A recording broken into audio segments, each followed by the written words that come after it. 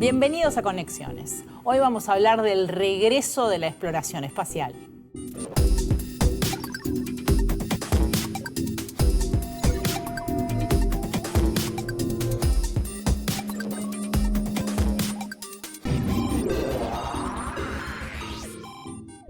Durante años, después de la llegada a la Luna y de la Guerra Fría, pareció que a los humanos ya no nos interesaban tanto los viajes espaciales. Sin embargo, y una vez más de la mano de varios de los magnates tecnológicos de los que hablamos siempre en Conexiones, viajar al espacio parece haberse puesto otra vez muy de moda.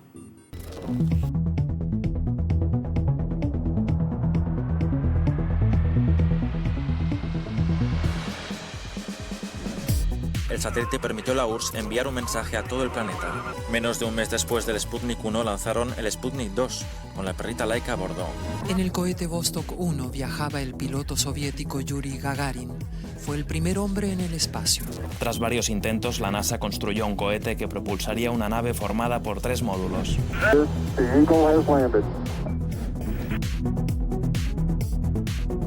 El desarrollo de la exploración espacial y de las tecnologías espaciales fue determinante en el nacimiento, por ejemplo, de la robótica. The telescope will gather more astronomical data in its first year than all the other optical telescopes in history combined. Estas máquinas se conectan entre ellas para poder funcionar y simular un solo gran radiotelescopio.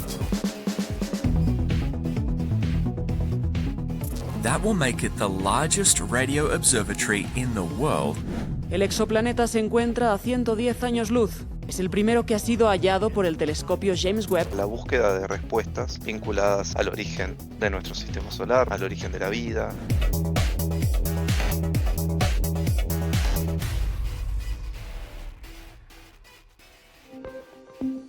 El 4 de octubre de 1957, desde el cosmódromo de Baikonur, en el actual Kazajistán, y usando un cohete R-7, el primer misil intercontinental de la historia, la Unión Soviética lanzó al espacio el Sputnik 1, el primer satélite artificial de la historia de la humanidad.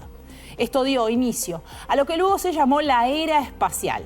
La era en la que los humanos y otros animales empezamos a explorar lo que hay fuera de la Tierra.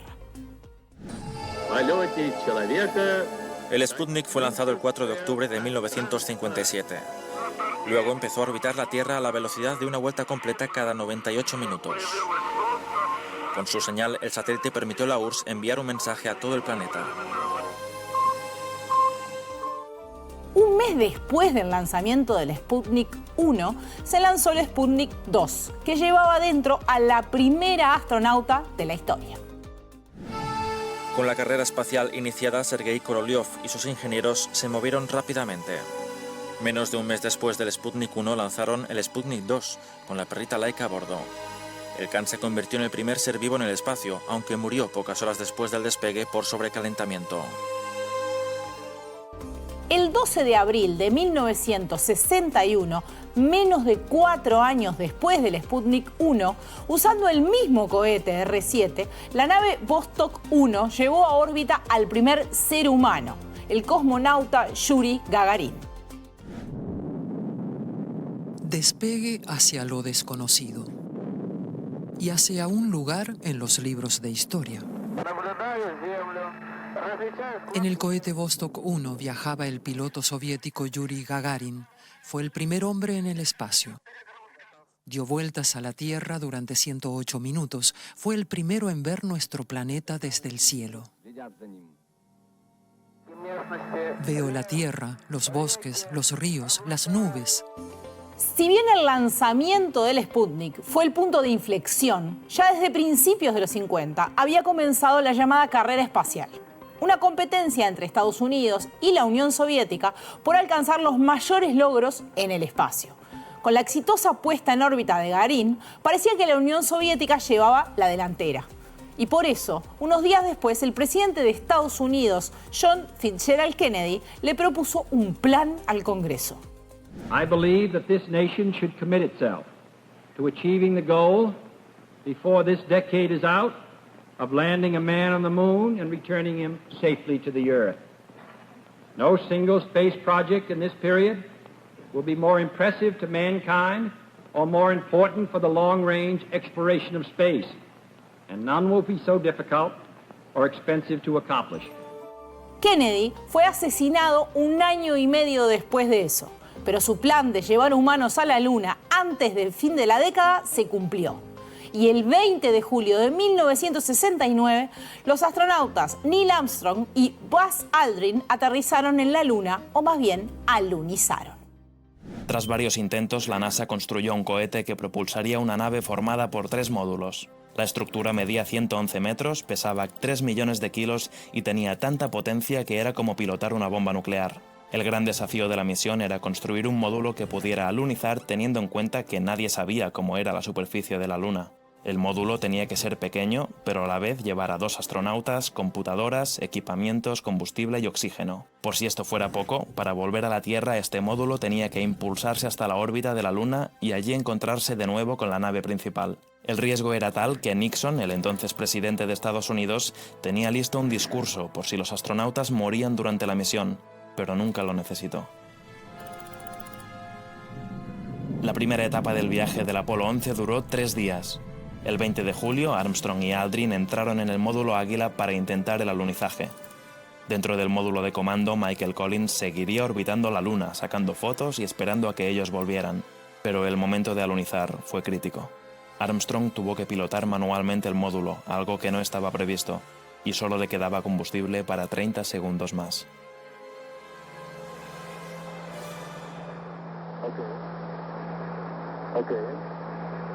Okay, Tranquility Base here. The Eagle has landed. Todo este desarrollo de la exploración espacial es el resultado del trabajo de una enormidad de científicos de todo el mundo y también de mucho dinero. Por eso, cada tanto, cuando se habla de la exploración espacial, algunos ponen en duda si esa inversión sirve para algo. El investigador y docente de la Facultad de Ciencias de la Universidad de la República, Manuel Caldas, nos explica su utilidad. Es bien sabido que la investigación mal llamada básica, es decir, la que no tiene una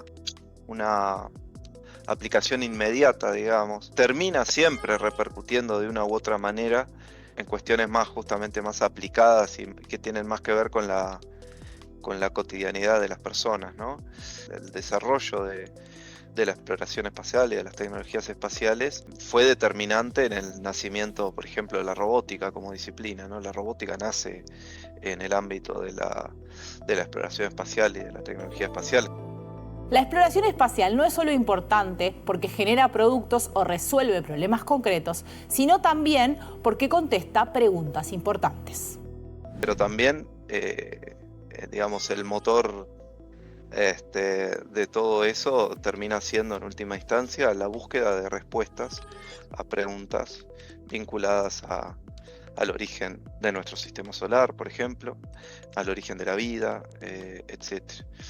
Entonces, esas grandes preguntas, como en otros aspectos de la ciencia, terminan estando vinculadas íntimamente e impactando en el desarrollo de las sociedades y de la vida de las personas. En general, al pensar en investigación espacial, la mayoría de nosotros imaginamos astronautas viajando en naves por la galaxia. Pero la investigación espacial es una de las áreas más amplias de la ciencia contemporánea y como tal involucra muchas actividades muy diferentes. Hoy en día la tecnología espacial, el área de tecnologías espaciales es amplísima y va desde aspectos de software y de inteligencia artificial y de todo eso que está muy en boga, hasta pasando por robótica espacial, pasando por el desarrollo de satélites, pasando por el desarrollo de tecnologías de comunicaciones con esos satélites, hasta el uso que se le da a la información que uno obtiene a través de esas tecnologías y que es lo que en definitiva termina redundando en beneficios para las sociedades y los estados. Si bien ya desde el comienzo la exploración espacial ha tenido elementos de rivalidad entre los distintos países por su propio objetivo, que nos evidencia la nimiedad de nuestras diferencias frente al universo, pero también por su complejidad. La exploración espacial requiere cada vez más de la colaboración entre países y organizaciones. Cada vez más los esfuerzos de grandes misiones tanto espaciales o sea, espaciales en sentido tecnológico como misiones más vinculadas a un uso científico, son fruto de colaboración de varios países, ¿no? Se trata de sistemas y de misiones tan complejas que no se resuelven típicamente con los recursos de un solo país o de una nación y de sus potencialidades en distintas áreas de la ciencia y de la tecnología, sino que requieren el esfuerzo combinado de varias instituciones y de varios estados. De hecho, la Estación Espacial Internacional, tal vez el proyecto más ambicioso de la historia de la humanidad, es el resultado de la cooperación entre Estados Unidos, Rusia, Japón, Canadá y la Agencia Espacial Europea. En su inauguración, 18 países participaron, pero hoy ya son más de 30. Los rusos siempre han sido una nación orgullosa y hacen buenos viajes espaciales. Eso se sabe. Tienen mucha experiencia en viajes espaciales. Tienen su cohete Soyuz desde los años 50. Han construido estaciones espaciales. Tienen mucha experiencia. Y entonces llegaron los estadounidenses y dijeron, no tenemos esa experiencia, pero tenemos dinero. Los rusos dicen, unamos nuestras fuerzas, nosotros aportaremos la experiencia, ustedes el dinero y ambos nos beneficiaremos mutuamente. La colaboración en la EEI es extraordinaria. Rusia, Estados Unidos, Japón, Canadá, la Agencia Espacial Europea y todos sus miembros. Todos trabajamos juntos en esto, a 400 kilómetros de altura sobre la Tierra, con un equipo allí arriba todos los días, sin interrupción. Eso es algo genial. En los últimos años ha habido trabajo en distintas direcciones por parte de muchos países y de empresas, desde pequeños satélites de órbita baja hasta grandes vehículos para transporte de personas. Pero los proyectos más ambiciosos están orientados a un lugar que la humanidad ya visitó. A nivel global, los proyectos que creo yo están un poco más sobre la mesa, por lo menos para el mediano plazo, están vinculados a la exploración lunar, y en tal sentido existen, por un lado, el programa Artemisa de Estados Unidos, que es el programa lunar actual de Estados Unidos. Por otro lado está China con su programa lunar y también promoviendo la incorporación de países que se quieran sumar a ese programa sin mayores niveles de compromiso que el participar en la medida de las posibilidades de cada estado y de cada región. Pero aunque los programas tengan semejanzas con el programa Apolo, es importante tener en cuenta que los planes actuales involucran bastante más que el viaje ida y vuelta. Manuel Caldas nos explica. Cuando uno dice programa lunar, ahí habla desde una base lunar hasta constelaciones de satélites en órbita alrededor de la Luna para brindar comunicaciones a esa base lunar y para brindar enlaces de comunicación con la Tierra, exploración desde la superficie lunar astronómica, también obviamente la investigación de nuevos materiales de construcción adaptadas a las condiciones lunares. Algo particularmente interesante del programa estadounidense Artemis es que incluye la construcción de una estación espacial semejante a la Estación Espacial Internacional en la órbita lunar, que servirá de base para misiones a lugares mucho más lejanos. El Lunar Gateway orbitará alrededor de la Luna sobrevolando sus polos. Desde la estación, la NASA quiere operar futuras misiones lunares. Robots inicialmente operados por control remoto investigarán la parte de la Luna que no se ve desde la Tierra y el Polo Sur. Su misión es explorar los recursos disponibles. Más tarde, la NASA planea llevar a los astronautas a la superficie lunar desde el Gateway. La NASA quiere usar la estación a largo plazo como hangar y como centro de pruebas para una nueva nave capaz de llevar a hasta 6 astronautas a Marte. En la próxima década, se espera que los primeros humanos orbiten alrededor del planeta rojo y regresen al Lunar Gateway. Pero Estados Unidos no es el único país que planea llegar a la Luna. China, cuando no, está trabajando en su propio programa lunar.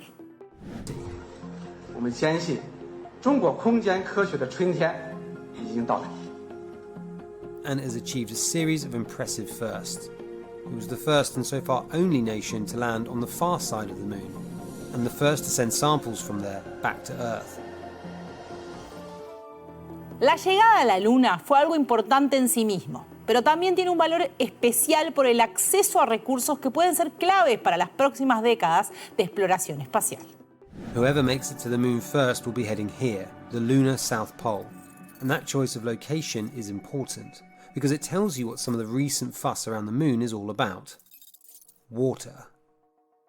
So one thing that a lot of engineers like to point to is that water could be mined from the moon and then split apart into its components, hydrogen and oxygen, which for those that don't know, are the big components of rocket propellant. So potentially you could take that water that you find on the moon, split it apart, resynthesize it into rocket propellant, and then you could use that propellant to fuel rockets that take off from the moon and go even farther than the moon's distance. Si bien la Luna parece el primer objetivo, el sueño de visitar el planeta Marte también despierta interés de muchos, algunos con planes más ambiciosos o exagerados que otros. We will pursue our manifest destiny into the stars, launching American astronauts to plant the stars and stripes on the planet Mars. We're going to take Doge to Mars. Elon Musk has said that his company, SpaceX, can get humans to Mars as early as 2029. Meanwhile, NASA officials have said that sending humans to Mars even by 2040 would be an audacious goal. China, too, is interested in the Red Planet, with the country planning to establish an autonomous Mars research station by 2038. Elon Musk, viejo conocido de conexiones, asegura que SpaceX llevará a los primeros astronautas a Marte en solo unos pocos años. Sin embargo, teniendo en cuenta que en 2011 había dicho que iba a poner al humano en Marte en 10 años, podemos asumir que sus declaraciones son un poquito exageradas. This timeline of sending a robotic Starship to Mars in 2026 and then a crewed version 2 years after that is so aggressive that it's essentially impossible. The difference between going to the moon and going to Mars is like the difference between visiting grandma's house and launching an Arctic polar expedition. They are not even in the same league. Mars is on average 140 million miles from Earth, while the moon is on average 238,855 miles away. The idea is to send humans to Mars at its closest approach to Earth, which happens every 2 years when the Earth is between the Sun and Mars. While a trip to the moon would take 3 days, traveling to Mars would take 6 months, with an entire mission likely to last about 3 years before astronauts can return to Earth.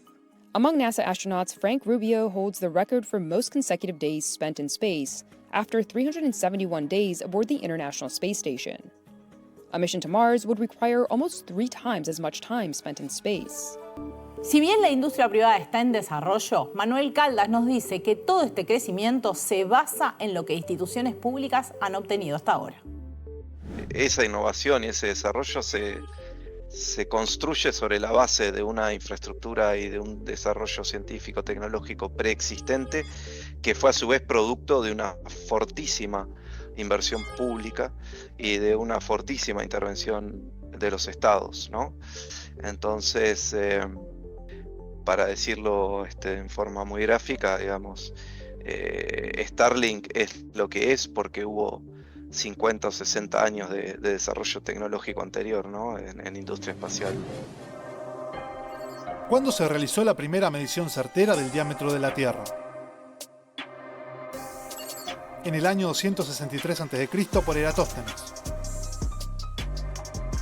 En el año 1942 por Cristóbal Colón. En el año 1961 por Yuri Gagarin.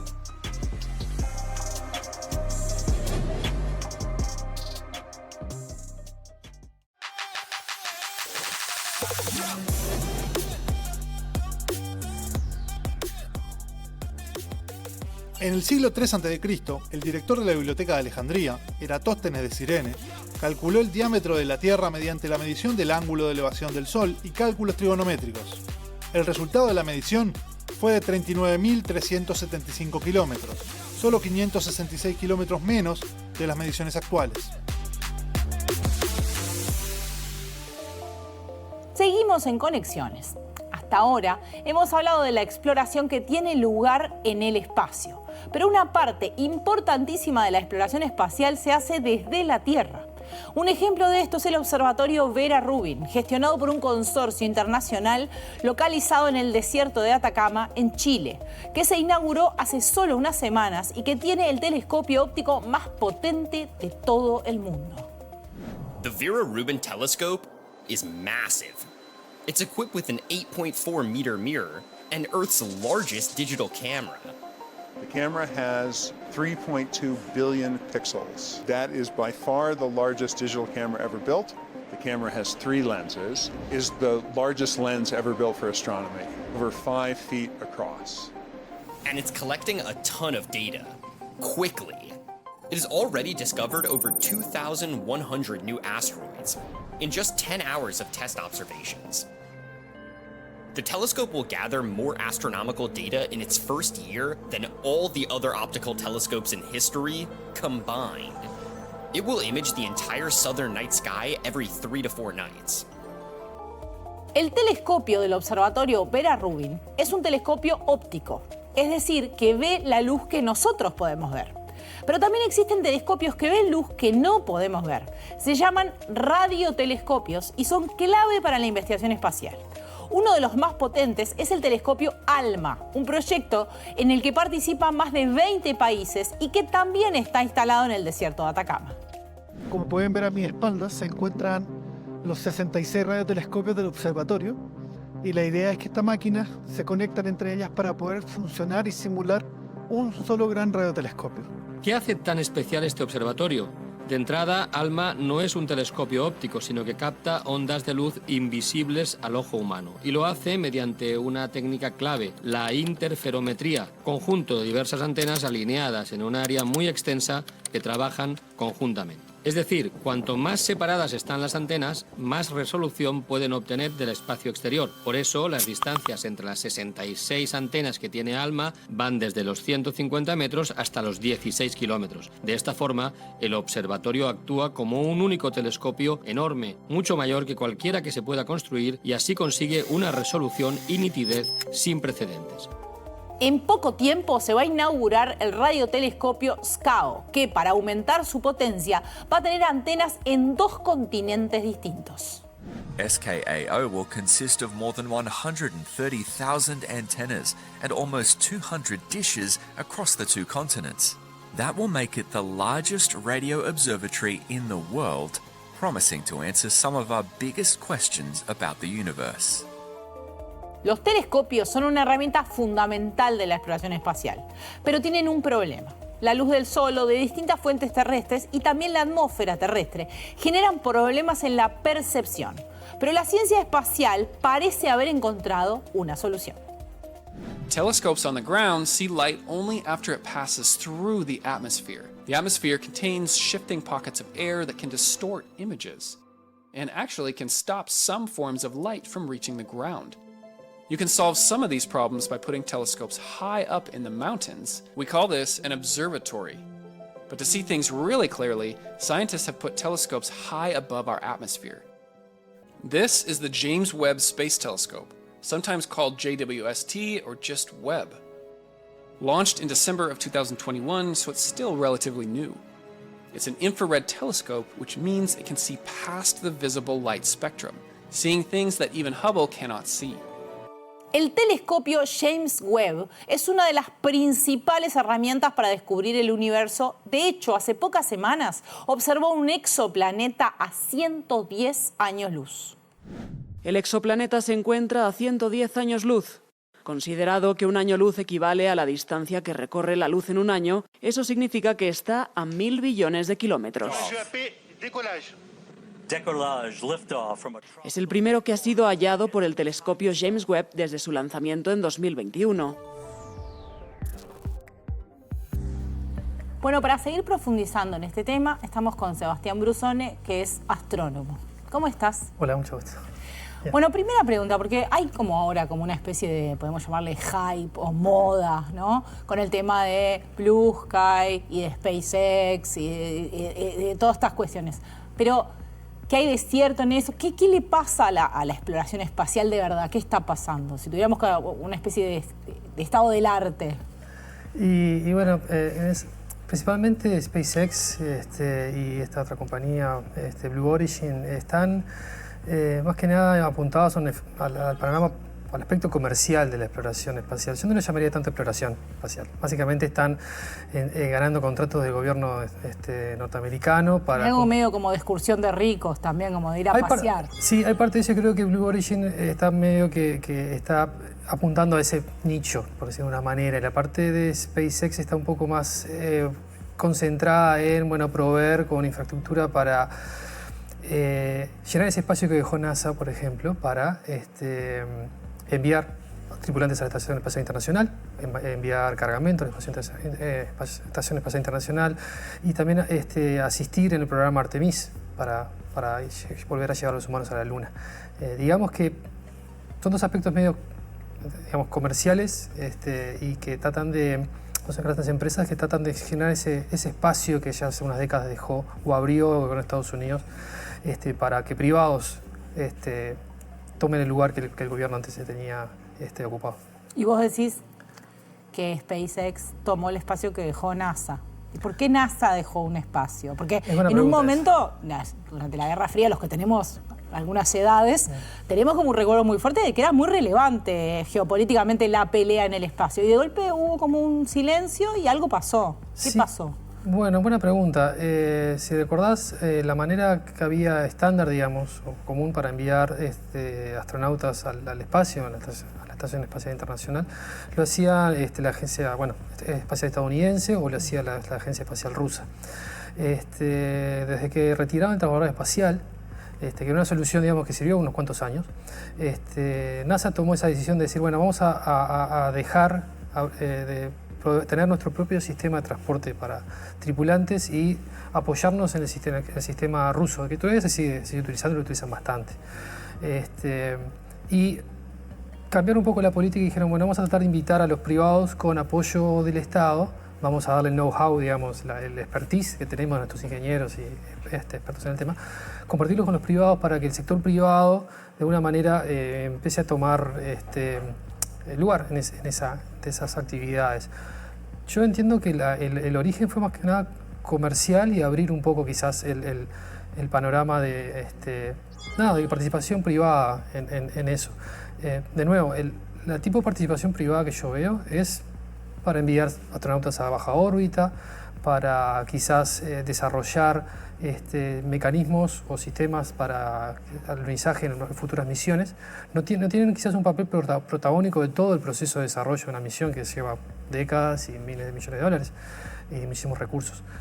Pero en mi entender creo que es parte de una estrategia para invitar al sector privado y apoyarse un poco en el sector privado, y creo que es para recortar un poco, retraer un poco la presencia de esa agencia espacial nacional, o sea, de Estados Unidos,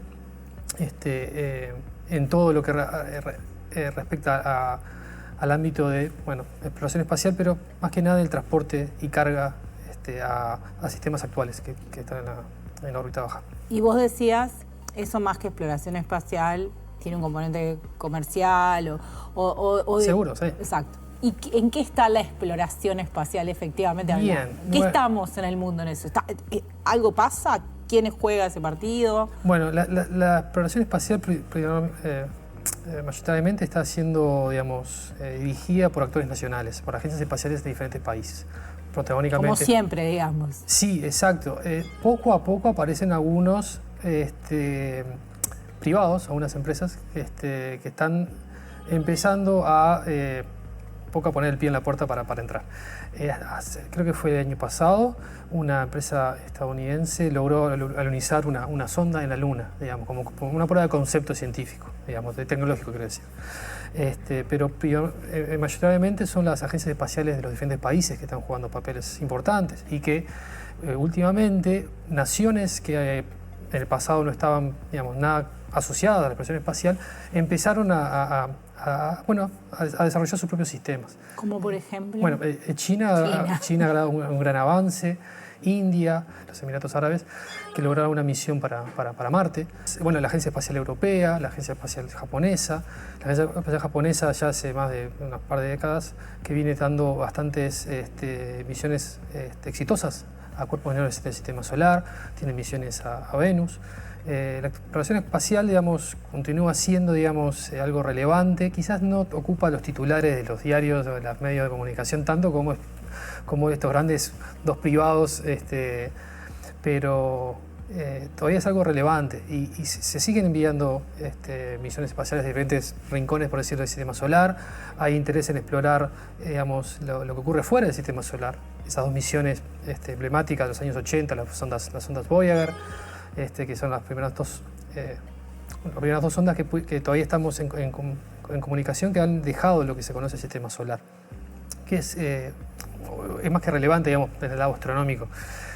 Pero para resumir un poco, la exploración sigue siendo un aspecto importante del desarrollo científico, y más que nada los principales protagonistas todavía siguen siendo agencias espaciales de diferentes naciones. Yo creo que poco a poco diferentes colaboraciones empiezan a ser más fructíferas, digo, en naciones, quizás en naciones en vías de desarrollo, que pueden participar a través de con otras naciones en algunos proyectos de algunas misiones en particular.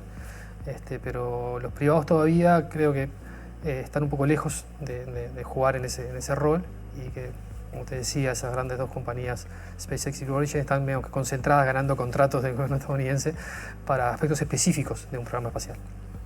¿Y qué, digamos, uno de los grandes mitos, digamos, me interesa hablar de eso, uno de los mitos que alrededor de la exploración espacial, hay muchos, ¿no? Pero ¿hasta qué punto es posible? Pienso en Elon Musk diciendo hace 10 años que en 20 estábamos en Marte poco menos que instalados, ¿no? Y da la sensación de que estamos un poco lejos. O no sé, digamos, ¿qué mitos? Si tuvieras que decir, bueno, hay una serie de presunciones que los normales, los comunes, los que no somos astrónomos tenemos sobre la exploración espacial, o creemos, y en realidad no son tan así. Bueno,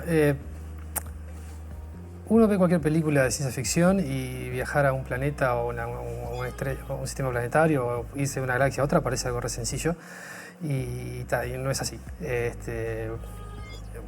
No sé si recordás la película de Martian, el marciano, con Matt Damon, que era un futuro astronauta que quedaba varado en Marte. Las dificultades son varias, o sea, son numerosas, y comentarios como los que hacía Elon Musk sobre la terraformación de Marte, vamos a colonizar Marte y quedarnos ahí a vivir, es algo que escapa a las escalas temporales que quizás podemos... Porque no es solo llegar, además, ¿no? O sea, no, seguro, hay muchos desafíos. No hace mucho, creo que fue en el año 2012-2013, se corroboró la presencia de unas sustancias químicas en el suelo marciano que son altamente tóxicas. Son percloratos. Básicamente, que se habían observado en otras misiones espaciales a Marte de la Agencia Espacial de NASA, la Agencia Espacial Estadounidense, pero fue en 2012 que se hizo corroboración de varias muestras en diferentes lugares de Marte, como para sacar de cualquier duda de la existencia de esos compuestos químicos. Bueno, esos compuestos químicos están en el suelo, y cualquier misión que quiera proponer enviar personas a Marte tiene que lidiar con eso, lidiar con un polvo que se puede pegar mucho a la ropa, puede digamos, entrar en contacto en la ingesta de alimentos o de las personas, y son altamente tóxicos. Entonces uno tiene que tener un plan de contingencias a eso. Por otro lado, ir a Marte significa mucho tiempo en cuestión de viaje, digamos. Mucho tiempo, cuando decimos mucho tiempo en términos espaciales, es mucho. ¿Cuánto? Bueno, comparado, ir a la Luna te puede llevar 3-4 días. Vamos a 4 días, que fue lo que le llevó las misiones Apolo, llegar a la Luna. Bueno, Marte está bastante más lejos que que la Luna de la Tierra.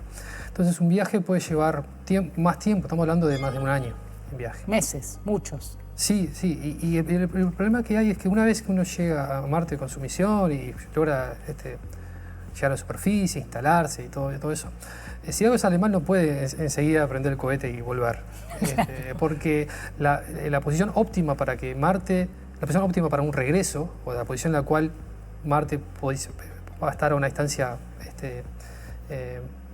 baja, una distancia pequeña de la Tierra, eso no ocurre todos los días, uno tiene que esperar más de un año.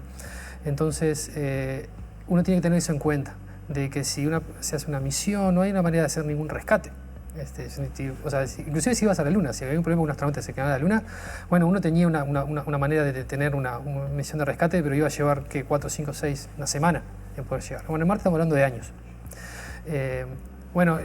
Yo diría que principalmente hay problemas de salud que son bastante importantes y que usualmente no se discuten, pero estoy convencido que los planificadores de esas supuestas misiones lo tienen presente, pero creo que vende más. Hay una cuestión hasta de marketing, ¿no? O sea, claro, o sea, creo que uno lo que quiere es, como decías vos, es un hype y alzar la idea de que sí, vamos a ir a Marte y va a salir todo fantástico, cumplen los boletos y vamos a ir. Y en realidad hay grandes desafíos técnicos que tienen que tenerse bien presentes. Y quizás eso va a encontrar. Piensa en este viaje de Blue Origin, donde fue la mujer ahora la esposa de Bezos, ¿no? Y todo este grupo.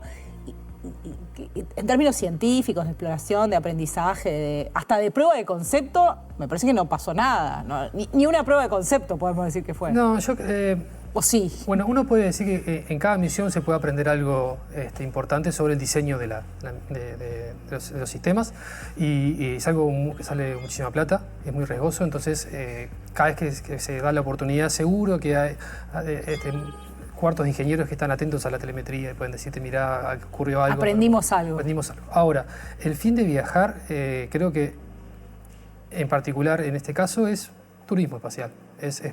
Una persona se puede subir a una nave, por decirlo de una manera, y que pueda tener un viaje de unas horas, un día en baja órbita y volver a la Tierra. Eso no es exploración. Inclusive uno podría argumentar, como decía Carl Sagan, sobre la exploración espacial, de que tener astronautas en la Estación Espacial Internacional mucho de exploración no es. Están probando, pueden hacer muchos experimentos, aprender, pero no están explorando quizás mucho. Y esa exploración está más reservado al concepto de, bueno, vamos a viajar a la Luna y ver, investigar, aprender más sobre la superficie de la Luna, ver lugares que no hemos llegado, porque hemos explorado muy poco de la superficie lunar, algo mínimo. Marte es otro ejemplo. Sobre el concepto de viajar a Marte, bueno, comentaba sobre las dificultades técnicas y de salud principalmente, pero inclusive las astronautas de las misiones Apolo, las únicas misiones tripuladas a la Luna, descubrieron que habían impactos en la salud que no se tenían quizás muy presentes en el momento de las misiones. Pero de repente se dan con el tiempo a veces también. Claro, hay muchos estudios, leí uno hace un poco ya es un estudio de unos cuantos años de la Agencia Espacial Japonesa, JAXA, sobre la toxicidad de la superficie lunar, digamos. Me refiero a la exposición de la radiación que pueden tener las personas viviendo en la Luna si se quedan en un rango de meses, digamos. Y entonces el resumen de ese informe era de que tenían que tener precauciones sobre el blindado, digamos, de alguna manera, de los ambientes donde están las personas, blindado contra la radiación nociva que puede venir del Sol o que puede ser emitida por la superficie lunar. Entonces, aspectos técnicos como ese creo que escapan un poco de la discusión, ya que uno lo que quiere es transmitir la buena noticia de que vamos a ir a Marte. Y ahora yo pienso, bueno, supongamos que vivir en Marte va a ser una realidad en cierta cantidad de años. Tenemos que pensar qué personas van a tener acceso a esa realidad. Y creo que no van a ser la mayoría.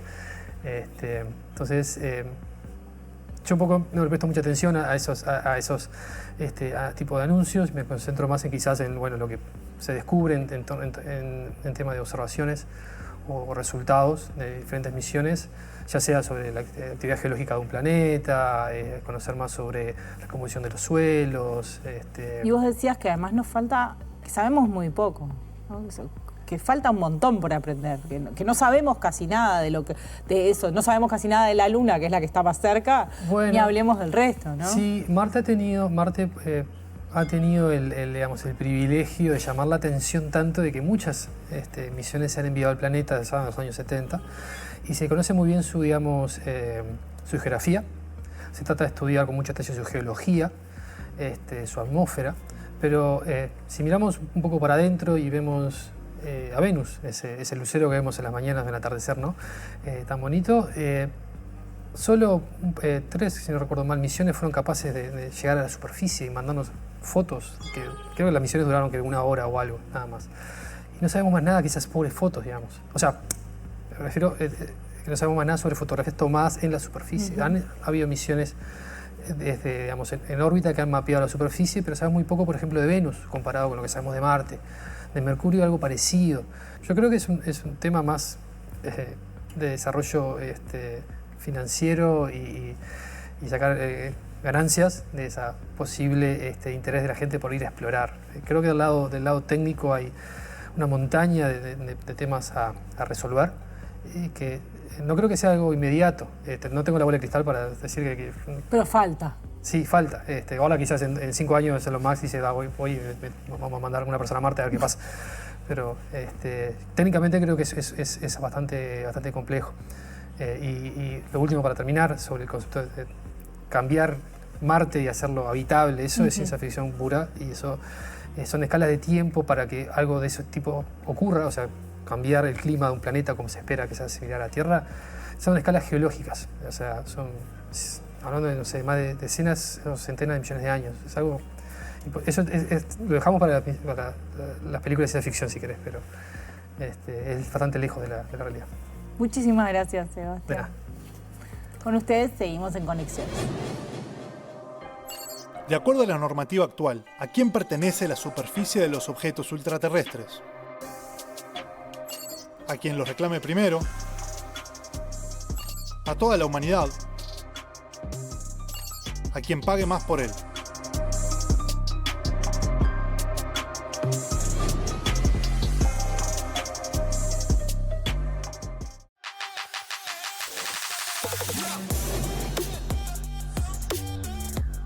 El artículo 1 del Tratado sobre el Espacio Ultraterrestre establece que la exploración y utilización del espacio ultraterrestre, incluso la Luna y otros cuerpos celestes, deberán hacerse en provecho y en interés de todos los países, sea cual fuere su grado de desarrollo económico y científico, e incumben a toda la humanidad.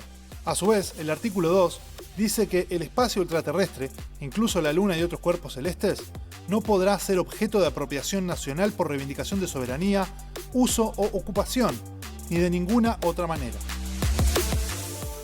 Seguimos en Conexiones.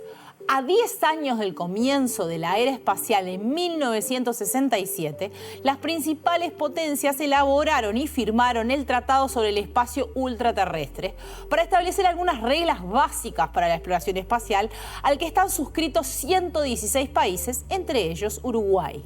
Manuel Caldas nos habla de esto. Es un tratado de Naciones Unidas que fueron suscribiendo los países de forma sucesiva y nuestro país está adherido a este tratado, digamos, que establece una serie de cuestiones, entre ellas que efectivamente que ningún Estado puede reclamar soberanía sobre ningún cuerpo celeste ni sobre ninguna región del espacio ultraterrestre, que se prohíbe expresamente también el uso de armamento nuclear. Luego de ese tratado ha habido diferentes instrumentos normativos a niveles nacionales, pero que en principio ninguno va en contravención de esos, de los principios que están en el Tratado del 67. Pero un problema que se presenta ahora es que el tratado y la legislación no están del todo acompasadas con los desarrollos actuales en materia de exploración y explotación del espacio. One of the major concerns among legal experts right now is that there is a mismatch between where we're going, where the technology is moving, and where the law is. So the concern is that back in the 1960s, 1970s, when people were writing these treaties, nobody thought about the possibility that there are going to be companies active in space. It was country to country. Countries were the ones that were active in space. And so in some ways the law hasn't kept pace with that. Como parte de su programa lunar Artemis, Estados Unidos elaboró un acuerdo que firmaron 43 países, entre ellos también Uruguay, y que establece una serie de previsiones y reglas para la exploración espacial, incluyendo investigación científica y explotación comercial. Pero a otras potencias espaciales como Rusia y China esto les parece problemático. China is concerned about the Artemis Accords because in the Artemis Accords, there's a provision called safety zones. And the theory behind the safety zone is that you're doing something on the moon. You want to make sure that everybody else knows you're doing something on the moon. And everybody else knows, don't come by, don't come to this area on the moon because you might interfere with what we're doing. The way that, say, people in China might look at that is, this seems a little bit like a land grab. You're calling it a safety zone, we're calling it, you're claiming territory. Si bien no estamos ni mandando astronautas a la Luna ni construyendo estaciones espaciales, Uruguay también tiene desarrollos en exploración espacial. Manuel Caldas nos habla de esto. En nuestro país estamos con algunas cuestiones muy incipientes en el área de tecnologías espaciales, sobre todo en el ámbito privado, y de a poco estamos procurando, incluso desde el sector público, desde la academia, por ejemplo, de la academia pública, en empezar a coordinar de alguna manera el conjunto de investigaciones que distintos grupos venimos realizando de forma descoordinada y muy desparramada en distintos servicios universitarios incluso. Empezar un poco a juntarnos, a coordinar acciones, a buscar una estrategia común de todos quienes de una u otra manera investigamos y desarrollamos tecnologías vinculadas al ámbito espacial en sentido amplio, ¿no? Como parte de esa integración de diferentes proyectos, Manuel Caldas está trabajando junto con otros investigadores y con Antel para reconvertir la estación terrena rastreadora de satélites de Manga, construida en 1986, en un polo de investigación y desarrollo espacial. La estación terrena de Manga hemos venido desarrollando, la Facultad de Ciencias y la Facultad de Ingeniería, algunos proyectos de investigación vinculados al uso de estas antenas con fines científicos. Nos planteamos desarrollar y potenciar este uso en una concepción de desarrollar un polo de tecnologías espaciales allí, donde sobre la base de una fuerte inversión pública se potencien tanto todo el conjunto de servicios de comunicaciones satelitales que pueda desarrollar la empresa dueña de esta infraestructura, en este caso es Antel, conjuntamente con el desarrollo de la investigación científica y tecnológica en el área de las tecnologías espaciales. Además, mediante participación en programas multinacionales o mediante tratados entre organismos uruguayos y agencias de potencias espaciales, Uruguay tiene la oportunidad de participar en proyectos ambiciosos como el programa lunar. En lo que hace al programa chino, la UDELAR suscribió un acuerdo el año pasado de cooperación con el laboratorio de investigación en exploración de espacio profundo de China, que está vinculado a la Agencia Espacial China. Entonces eso posibilitará en el mediano plazo que nuestra Universidad de la República desarrolle proyectos de fin de carrera, tesis de maestría, de doctorado, vinculadas a ese programa lunar. Y lo mismo con el Artemisa eventualmente, ¿no? Los humanos seguimos buscando un lugar habitable que nos permita seguir vivos cuando la Tierra ya no nos deje. Aunque antes eran las potencias, ahora son los millonarios los que parecen liderar la exploración. Para algunos, esto tiene muchas ventajas, pero para otros, cuando llegue el momento, serán solo unos pocos los que emprendan viaje hacia el espacio exterior.